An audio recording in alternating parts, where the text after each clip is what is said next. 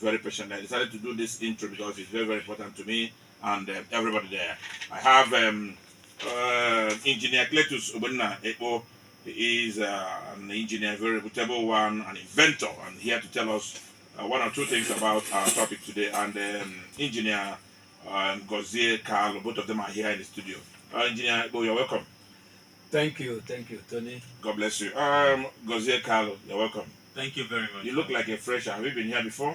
No, sir. Okay, you're welcome. So we're going to pop champagne for you for being here. And the very topic we're going to discuss is I ran into you a few days ago where you were exhibiting, trying to proffer solution to refuse management, talking about Engineer Ebo here, proffer solution to refuse management and disposal in our back that has dealt with us, that has been very unmanageable by successive governments.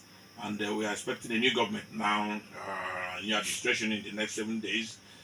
We are looking for solution. We can't continue to be Aba.It. Anyway, if you get to Akwa Ibom here in less than 30-minute drive of Port Harcourt, it's an issue, but they will start to look at you, as a, like a bushman, a man that is uncivilized and all that. And if you come into Aba for it, just look at every nooks and cranny. You see them behaving, what the insinuation others have about it. So that's what we are going to discuss today. How did we get here in the first place? Welcome, sir. Yeah, thank you so much. Thank you, Tony. Let me use the opportunity to welcome our listeners to this program.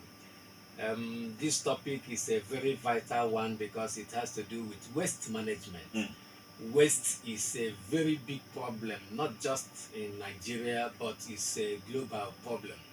And you know that if you don't manage waste properly, the earth will be destroyed.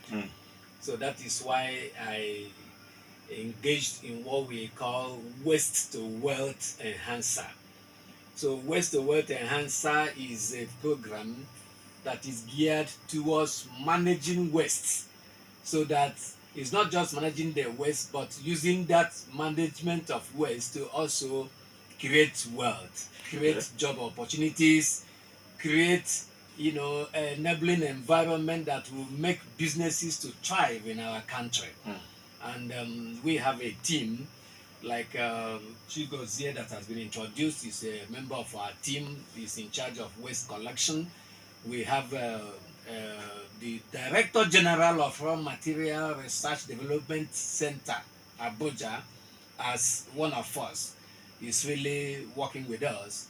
Then we have Professor Emeka Oguzie, who is the Deputy Vice Chancellor, Federal University of Technology, Owerri, as a member of our team. And we have an angel investor, Mrs. Perpetua Ebo, who is a member of our team. So this team is powerful. We have come out with methodologies to ensure that waste is properly managed.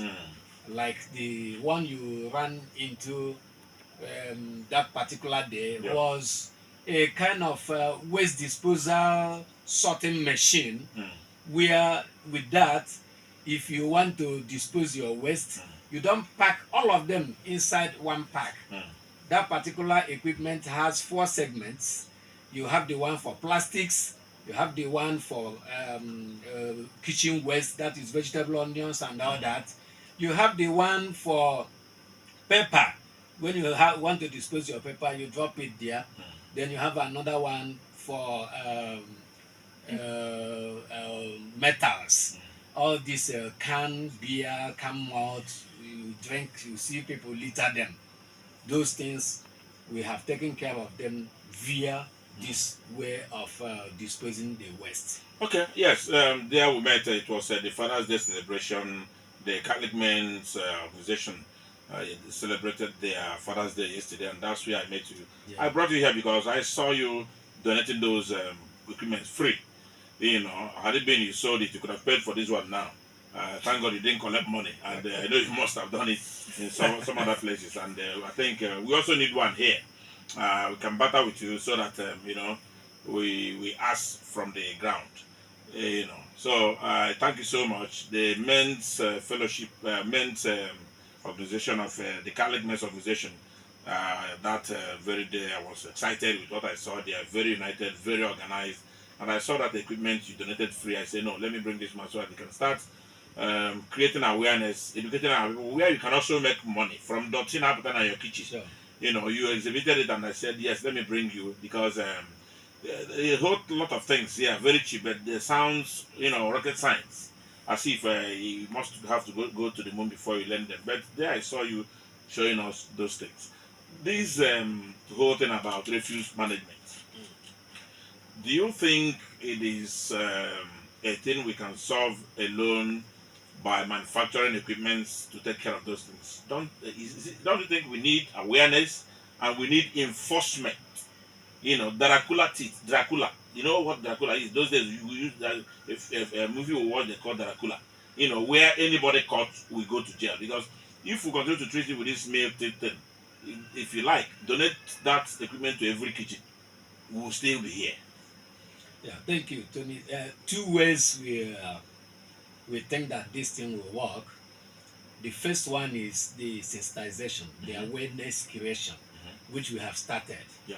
Yeah, last time one of the co-founders, Mrs. Epo, was at Owerri in a very big program, and she had to sensitize the entire women in that program, and they have all picked interest now. And we have Why over there? Why over there? And we are decaying here in Aba. no, we've done in Aba. She has gone to places in Aba. I just saw you there for the first time discussing that. So you have to start from home. No Aba is problem. important here. No problem. No problem. So we have created what we call waste management volunteers. Okay. We have a platform now. We call that platform Waste Management Volunteers, and a lot of people have indicated interest, and they are bringing suggestions and ideas on how to move this forward. Okay. So that sensitization is number one. The number two is the government has a very vital role to play by bringing policies that are favorable to disposing of waste.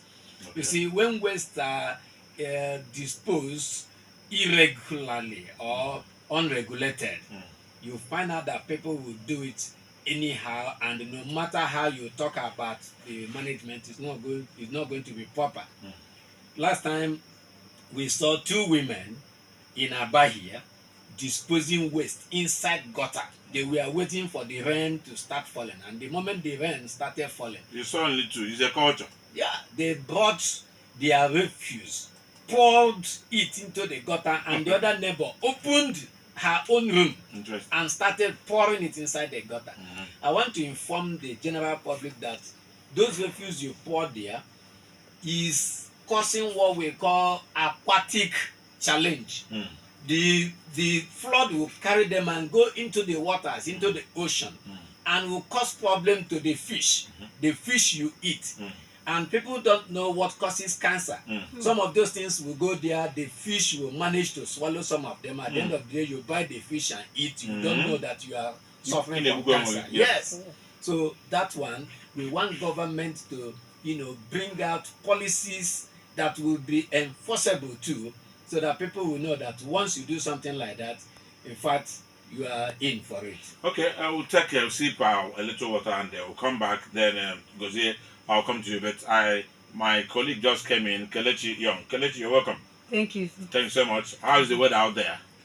The rain is so heavy. I've been there for the past 20 minutes. I had to charter keke inside here. Any regrets? Because I'm very late. Made me to be very late. Okay. No problem. That's it is coming at its own good time. Without the rains, by this time next year everybody will be hungry. Yeah. So no regrets. Wow. You're welcome.